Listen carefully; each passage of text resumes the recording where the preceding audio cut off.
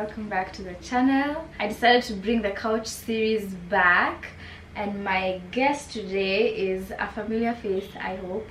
I'm going to let her introduce herself. My name is Tabby. I'm the founder of My Red is Beautiful. We literally, today is the 8th, so we launched literally 3 days ago.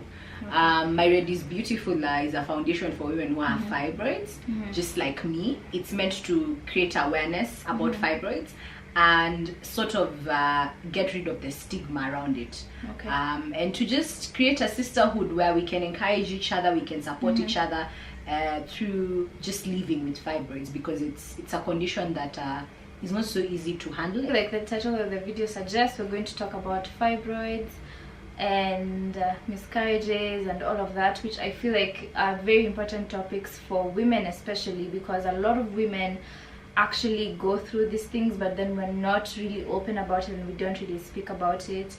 And immediately I had the thought of talking about this on this series. She was the first person I thought of. What are fibroids? So fibroids are benign tumors that grow in a woman's uterus. So they are not cancerous, and they could be as little as a centimeter or as big as a watermelon. Wow. Yes, you can actually, there are people who look like they are very pregnant. You look like you're 8 or 9 months pregnant when you have, even my stomach is very big if you see it in comparison to other parts of my body. It's more pronounced. Most people think we are either pregnant or we are just obese and fat. When you have fibroids, they're like, hey, weight. But no, it's because of the fibroids. They make your uterus very bulky. Yes. And then you mentioned something about so there are 2 types of fibroids. They're either symptomatic or asymptomatic. So symptomatic fibroids carry symptoms. That could be hemorrhaging, that is excessive bleeding when it's that time of the month or in between bleeding. The other symptoms are bloating. I've talked about the bulky uterus that makes you have a very pronounced stomach. The other symptom is that there's a hormonal imbalance, where there's estrogen is more dominant in your body than any other hormone. You know, if you have submucosal, which is a type of a fibroid that grows specifically in the uterine cavity, muscular cavity, they tend to make you get miscarriages, which is actually what I have. So they grow where around the area of where the baby is supposed to grow, where after you get pregnant and the egg is trying to implant itself in your uterus. That's where the fibroids are. So they tend to compete with the baby in terms of getting nutrients and all those things, because as the baby grows, they also grow. Well, there are others that don't grow. So when did you find out you had fibroids? 2017 February. I got married in September 2016. So I went for my honeymoon. I was so excited. I was like, hey, I'm hitched, let's do this. Had such a beautiful time, and then came back in October, and around actually end of October, I got my monthly period. That was the first sign that I had fibroids, and I didn't know was that I was just sitting in the office at the time. I was working in Westlands, and I was sitting at my desk, and I was just doing my normal work, and I had just come from the toilet to change my pad because it was full. And then I hadn't even finished 30 minutes. I just sat, and then I felt, you know, like, have you felt like there's such a heavy outburst? You know, like you women understand when you feel like there's a heavy release. And I was like, wait, what is that? And I thought, okay, let me rush back to the toilet and figure, because I had just changed my pad. Why do I feel like my pad is already full, and what was that? So I rushed back to the toilet, and even before I got to the toilet, my seat was soaked, my pants were soaked, everything was soaked. So by the time I was getting to the toilet, I literally had to change the pad and tie a jacket around my waist. And then you can imagine, you work in an area where you're both women and men, walking back to come get your seat and to clean it. Let me put it like this, it was just a messy scene. I decided to hit the gym in February, and the first day I went to the gym, got a trainer, and I started feeling dizzy when I was working out, and he told me maybe it's the first time, just take a minute, a break, and drink water. So I sat down, had my water, and then we started again. So when we started again the second time, I was like, I can't. And then he was like, no, this is not normal. Just go home, rest, and probably see a doctor.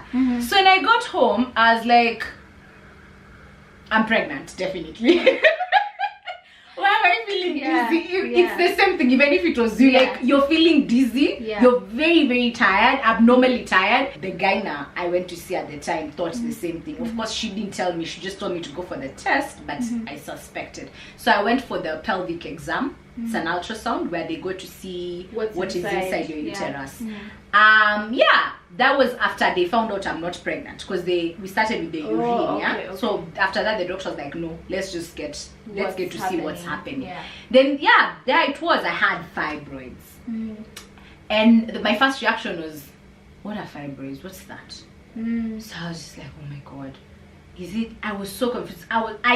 For some reason I thought it was like cancer, because when you're told you have tumors growing inside you, I was like, okay. You know, I didn't know that. I didn't know how it began. I was there when it had already progressed. When you found out, I think, in August the same year. That time they had grown to a point where I remember me messing my pants. I had worn white pants and they were messed up. No, that time they were big. No, after that I went for surgery in September. So that was what I wanted to ask. Why did you decide to just get a surgery? And so come August, I had bled for an entire month, from 1st of August till the same year, 2017, till 31st.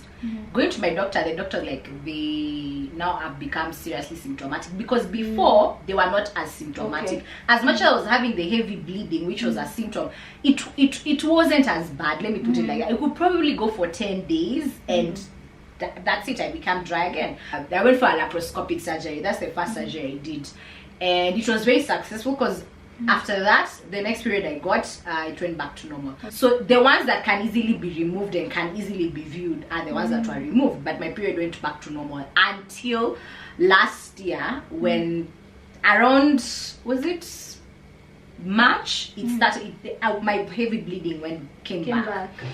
And that was around the time I got pregnant. Because I had I wanted us to talk about that. Yes, because you said this was your first surgery. I don't know if everyone knows your story like I do, but that was your first surgery. So what were the other?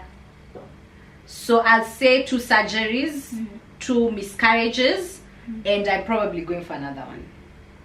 Wow. Okay. So can we talk about your first pregnancy?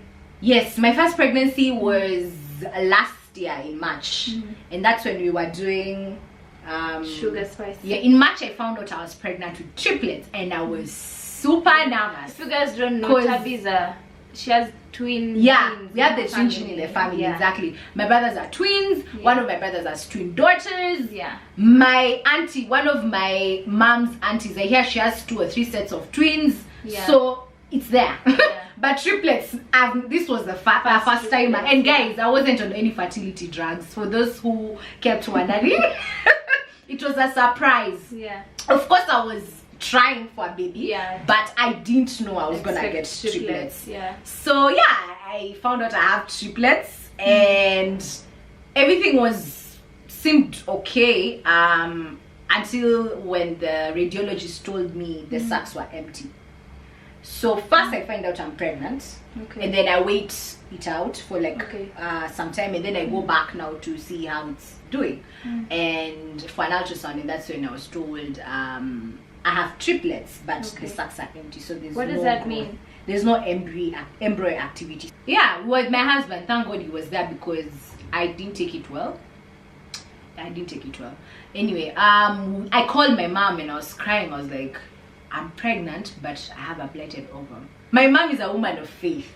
So there's no way in God's holy name, she was saying, that my baby girl is carrying empty sacs. These children will show. She told me, if you're pregnant and your HCG levels are increasing, this pregnancy will show up. So we're waiting. So she told me, why not just wait it out for a month? And I told her, Mom, and I said, fine. I said fine, but I won't lie, I'm also a Christian, I'm born again. But I was like, Aki, that time my faith was just being tried. I was like, really. So I started becoming paranoid. which is very normal at that time, because it's Yeah. like, what if these sacs start ozying? Because I also started researching on my own. Yeah, you get an infection in your uterus, something you don't want to happen. My doctor at the time was out of town, so he recommended me to rush to emergency in Nairobi hospital, and he asked me to go see another doctor who will do the procedure, if that is the pregnant. So I got checked. I got there, got checked, and of course there was nothing. The pregnancy wasn't there anymore. So the sacs weren't there. So that's how I was bleeding. This sacs were trying to just come out. So yeah, we went in for the DNC, and I don't know. Sometimes, you know, you go through things and you just wonder why you go through them. But it was even with that doctor, he didn't do a good job, because I thought he did the DNC well. But when I went back home 3 days after, I started feeling the same pain I was feeling when I was miscarrying and bleeding. And going back for another test, he hadn't removed all the products of conception. Wow. Yeah. Okay. So you had to get another DNC. I had to get another DNC. In less than 2 weeks, I was in theater twice. Wow. And that's when I remember through that period, I was like, I don't understand. I just don't. I've had a lot of moments where I've been really angry at God. So did you feel angry? Yeah, I was. I was not just angry. I went into a very dark space, into a very deep depression from May, because I miscarried on Mother's Day. I think it was around the 12th or 13th of May. So from May till August, I was depressed. I went into a very deep depression for 3 consecutive months. A kind of depression where I would not leave my house. I would not. When I wake up in the morning, I don't open my curtains. Yeah, I just want to. Yeah, I just stay there. I mean, I didn't want to see light, and I used to like being in very closed spaces. I never used to want to see light, and I started overeating. You know, there are people who when they're depressed they don't eat. I went now into orgasms. So my husband had his own coping mechanism, and I had my own coping mechanism, right?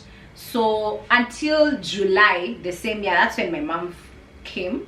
When I now stopped talking to people. You'd call me, I wasn't available. That's when she knew there was something wrong. Now this is serious. And I remember she came to my house and for an intervention, and I got the help I need, if I can put it like that.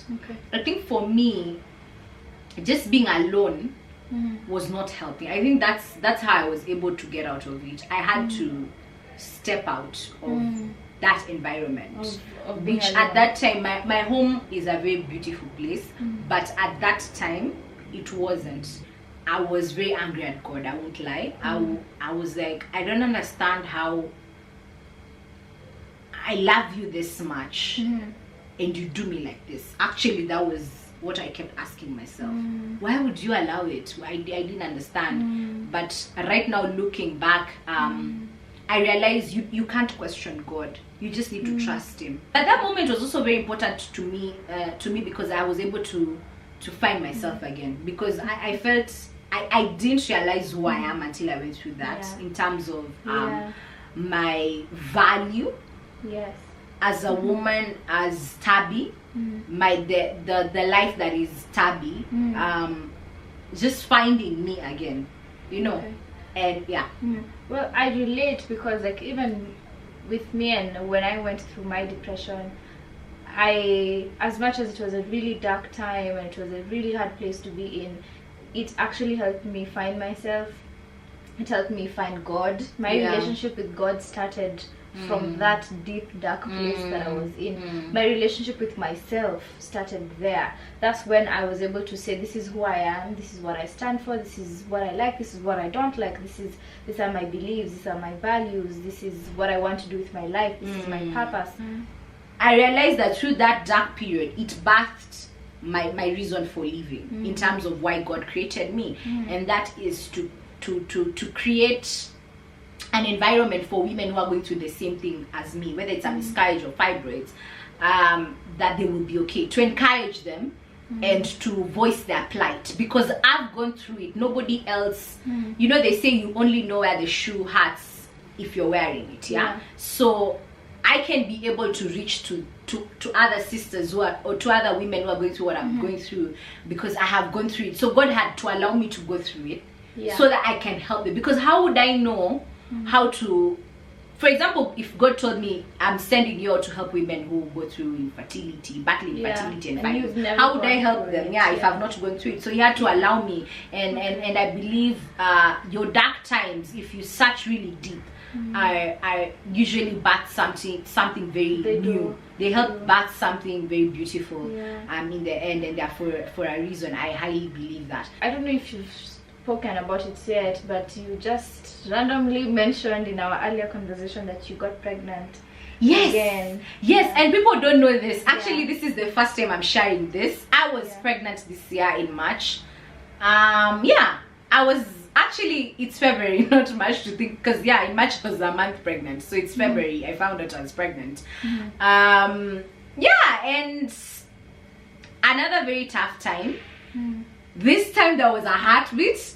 It was one child, but there was oh my God, it was so beautiful. I remember going to see my guy now with my husband, and it was the most beautiful thing ever. There was a heartbeat, and you could see the baby. I remember I was just crying, and my husband was like, because he has never experienced that as well. He has never experienced the heartbeat. So I was just on cloud 9.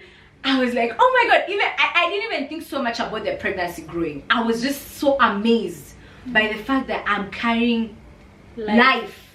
So I was pregnant, but again I also miscarried at 9 weeks in March. It was a very difficult time, because this time I was also employed. I was working, and just trying to recover from it and getting back to work, it was also very difficult.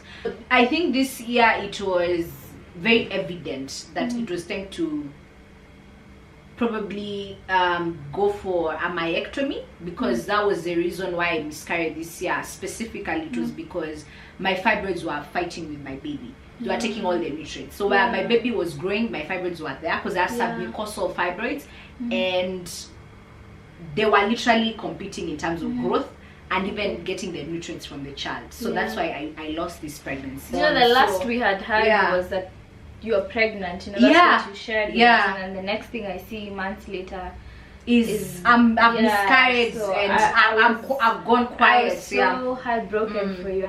I'm just glad that you've come out of it and you've found healing. I have found my own healing, and you can go to my site www.myredisbeautiful.co.ke to find out my story and how I went on a self-healing journey, because I had to find peace in the mind and in my heart first before even, because right now I'm trying to find healing for my physical body, but I'm grateful that I can sit here and say I found healing for my mind. And that's why now I started this foundation, My Red is Beautiful, to help another woman to find healing in the mind first, and in here, so that they can be able to be okay finally physically when they find solutions for their physical health, which I even also will be sharing and talking about on my channel. Thank you for telling us your story. And like I say on this channel, the whole point of the couch series is to show the power in people's stories, and not just the sad part of the story, but the overcoming. And I'll leave all of Tabby's information in the description box, so you guys can check out